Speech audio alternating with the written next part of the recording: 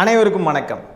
Exit poles, அதாவது தேர்தலுக்கு பிந்தைய கருத்து கணிப்பு நேத்திக்கு வெளியாயிருக்கு. நிறைய கருத்து கணிப்புகள் திமுக தான் மீண்டும் ஆட்சி அமைக்க போகுது அப்படின்றத உறுதிப்படுத்தும் விதமாக இருக்கு. இங்க பாத்தீங்கன்னா தெரியும், அக்னி நியூஸ் சர்வீசஸ் அப்படின்றது பார்த்தீங்கன்னா திமுக 169 இடங்கள்ல வெல்லும் அப்படின்றத தெரிவிச்சிருக்கு. பீப்புள்ஸ் பல்ஸ் பார்த்தீங்கன்னா 125லிருந்து 145 தொகுதிகளில் திமுக வெல்லும் அப்படின்னு சொல்லி போட்டிருக்கு. மின்னம்பலம் 155 சொல்லியிருக்காங்க. பிமார்க் 125 to 145, Matrize 122 to 132, Chanakya strategies 145 to 160 இடங்களில் திமுக வெல்லும் அப்படின்றத தெரிவிச்சிருக்காங்க. அதிமுக டபுள் டிஜிட்லேயே சிக்கிக்கிட்டு இருக்கு. இன்னொரு பக்கம் பாருங்க, தாவேக்கா 1, 18லிருந்து 24, 5, 16, 26 இந்த கருத்து கணிப்புகள்லாம் நீங்கள் பார்த்துருப்பீங்க. இதில் எல்லாம் பார்த்தீங்கன்னா மெஜாரிட்டி திமுக தான் ஆட்சி அமைக்க போகுது அப்படின்றத தெரிவிக்குது. ஆனால் ஒரே ஒருத்தர் மட்டும் பார்த்தீங்கன்னா ஓகே நபர் மட்டும் பார்த்தீங்கன்னா தாவேக்க ஆட்சி அமைக்கும்னு சொல்லியிருக்கான். அவனை பற்றி நம்ம ரெண்டாவது பேசலாம். அதுக்கு முன்னாடி இன்னொருத்தரை பற்றி நம்ம பேச வேண்டியது இருக்கு. நாம் தமிழர் கட்சின்றத காணவே இல்லைங்க, சுத்தமாக காணுங்க. இந்த அதர்ஸ்னு போடுவாங்க தெரியுமா, சுயேட்சைகள், வேற சின்ன சின்ன குட்டி கட்சிகள் அதெல்லாம் போடுவாங்க தெரியுமா, அதில் கூட 3, 4, 5, 6ன்னு போடுறாங்க.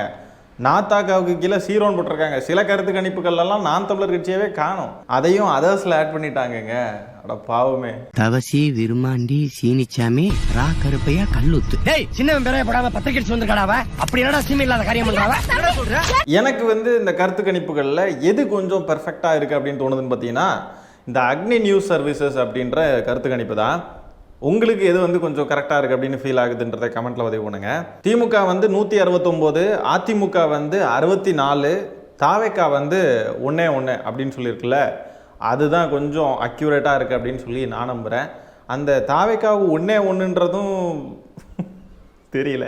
அதுவும் பார்த்தீங்கன்னா சென்னை ஜோனில் அப்படின்னு போட்டிருக்காங்களா, அது மட்டும் கொஞ்சம் இடிக்குது. மற்றபடி பார்த்தீங்கன்னா கொஞ்சம் அக்யூரேட்டாக இருக்குது அப்படின்னு சொல்லி எனக்கு ஃபீல் ஆகுதுங்க. கான்ஃபிடென்ட்டாக சமூக வலைத்தளங்களில் சுற்றிக்கிட்டு இருந்த நிறைய தாவேக்காரனுங்க இப்போ கொஞ்சம் ஒரு மாதிரி மனச்சோர்வு அடைஞ்சிருக்கானுங்க, பார்த்தாவே தெரியுது. இப்போ கூட பார்த்தீங்கன்னா சில அணில் குஞ்சுகள் என்ன பண்ணுறானுங்கன்னா, டிவிக்கே தான் ஜெயிக்கும், இதெல்லாம் திமுக காசு கொடுத்து பண்ணுது அப்படி இப்படின்னு சொல்லிட்டு உருட்டிக்கிட்டு இருக்கானுங்க.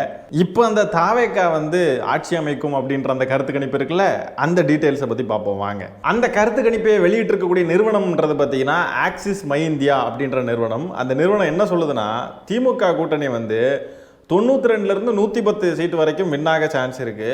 தாவேக்கா 98, குறைஞ்சபட்சம் 98லிருந்து 120.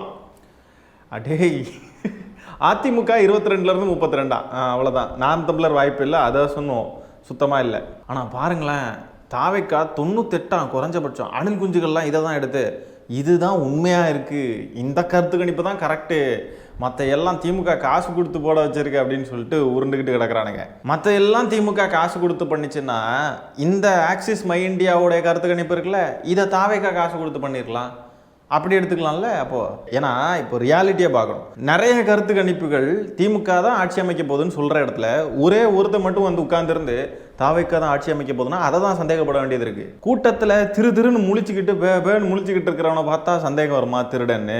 இல்லைன்னா அந்த கூட்டத்தில் எல்லாருமே நார்மலாக அவங்கவுங்க பாட்டுக்கு அவங்க வேலையை பார்த்துக்கிட்டு இருக்காங்க, நார்மலாக செய்ய வேண்டியதை செஞ்சுக்கிட்டு இருக்காங்க, அவங்களெல்லாம் பார்த்தா சந்தேகம் வருமா? இந்த திருன்னு முழிக்கிறவனை பார்த்தா தானே சந்தேகம் வரும் பயங்கரமா.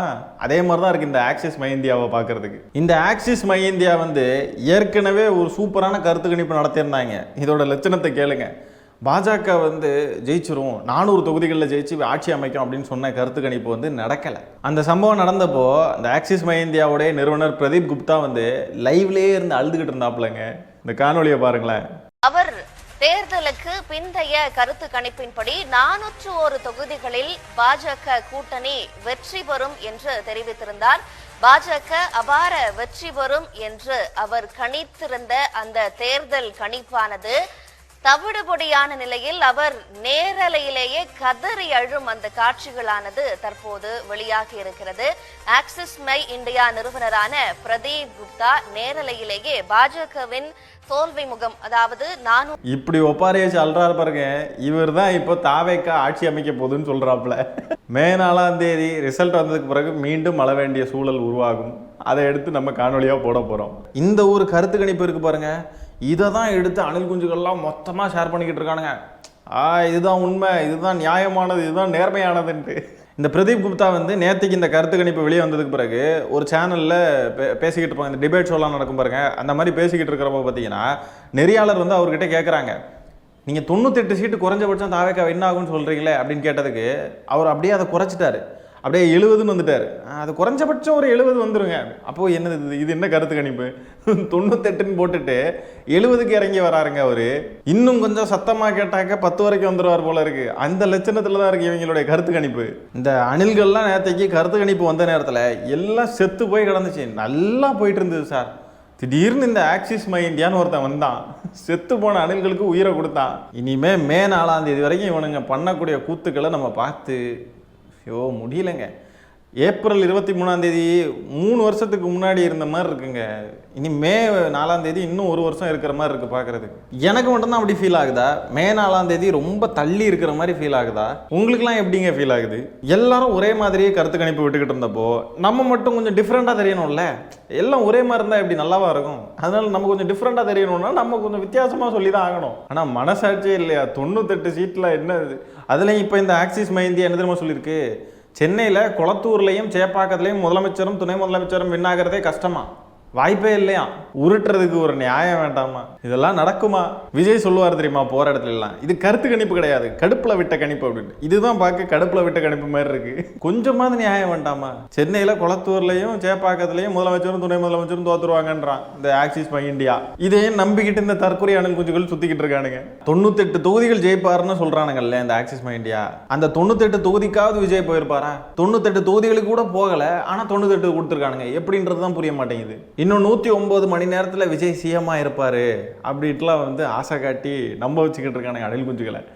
அதாவது அணில் குஞ்சுகளை மட்டும்தான் வந்து விஜய் சிஎம் ஆக போறாருன்னு நம்ப வச்சுக்கிட்டு இருக்கானுங்கலாம் கிடையாது, விஜயே அப்படிதான் நம்ப வச்சுக்கிட்டு இருக்கானுங்க இவனுங்க எல்லாருமே. ஆனால் மே 4ஆம் தேதி செம்ம என்டர்டெயின்மெண்ட் இருக்க போதுங்க, அது மட்டும் உறுதி. அணில் குஞ்சுகள்லாம் எக்ஸிட் போல்ஸ் எல்லாம் நம்ப மாட்டானுங்க. அவனுங்களுக்கு வந்து இந்த இன்ஸ்டாகிராமில் போல் கண்டக்ட் பண்ணுறது, ட்விட்டர்லலாம் போல் கண்டக்ட் பண்ணுறதுலாம் இருக்குது தெரியுமா, அதுதான் அவனுங்க நம்புவானுங்க. ஏன்னா இன்ஸ்டாகிராமில் தானே அவங்களுடைய வாடிக்கையாளர்கள் எல்லாருமே இருக்காங்க, அதனால அதை மட்டும்தான் நம்புவானுங்க. அதில் தாவேக்கா தானே ஜெயிக்கும், விஜய் தானே ஜெயிப்பார், அதனால அதை மட்டும்தான் நம்புவானுங்க தற்குறிகள். அடுத்து இதே இந்த ஆக்சிஸ் மை இந்தியா பாருங்க, யார் வந்து அடுத்த தடவை சீஃப் மினிஸ்டர் ஆவாங்க அப்படின்னு சொல்லிட்டு ஒரு கருத்து கணிப்பு நடத்தியிருக்கு. அதில் வந்து முதலமைச்சர் மு.க. ஸ்டாலின் அவர்கள், ஆக்டர் விஜய், நல்லா நோட் பண்ணிக்கோங்க, ஆக்டர் விஜய். அவங்களுக்கே தெரிஞ்சிருக்கு, காசு வாங்கிட்டு வேலை பார்த்தாலும் ஆக்டர் விஜய்ன்னு தான் போட்டிருக்காங்க பாருங்க. விஜய் ஜோசப் விஜய் அப்படின்ட்டுலாம் எதுவுமே இல்லை. அதுக்கு கீழே பாருங்க அண்ணாமலை எங்க தேர்தலில் இருந்தாரு? அண்ணாமலைக்கு இந்த தேர்தலுக்கு சம்மந்தமே இல்லையே. அண்ணாமலையுடைய பேரை சீஃப் மினிஸ்டர் கேண்டிடேட் லிஸ்ட்ல போடுறாங்கன்னு சொன்னாக்க இவனுக்கு என்ன லட்சணத்தில் கருத்து கணிப்பு நடத்தியிருப்பானுங்க அப்படின்றத இதிலிருந்தே நம்ம தெரிஞ்சுக்க முடியும். ஆகவே இந்த எக்ஸிட் போல்ஸில் வந்திருக்கக்கூடிய முடிவுகளை பற்றி நீங்கள் என்ன நினைக்கிறீங்கன்றதை கமெண்ட்ஸில் பதிவு பண்ணுங்கள். உங்களுக்கு எது வந்து கிட்டத்தட்ட சரியாக இருக்கும், இந்த நிறுவனம் சொல்லியிருக்கக்கூடிய கருத்து கணிப்புன்றது சரியாக இருக்கும்னு எனக்கு தோணுது அப்படின்னு நீங்கள் எந்த நிறுவனத்தை சொல்லுவீங்க? அப்புறம் இந்த ஆக்சிஸ் மை இந்தியா வெளியிட்டிருக்கக்கூடிய இந்த கோமாளித்தனமான கருத்து கணிப்பை பற்றி என்ன நினைக்கிறீங்கன்றதை கமெண்ட்ஸில் பதிவு பண்ணுங்கள். இந்த காணொலியை நான் இத்துடன் நிறைவு செய்து கொள்கிறேன். நன்றி, வணக்கம்.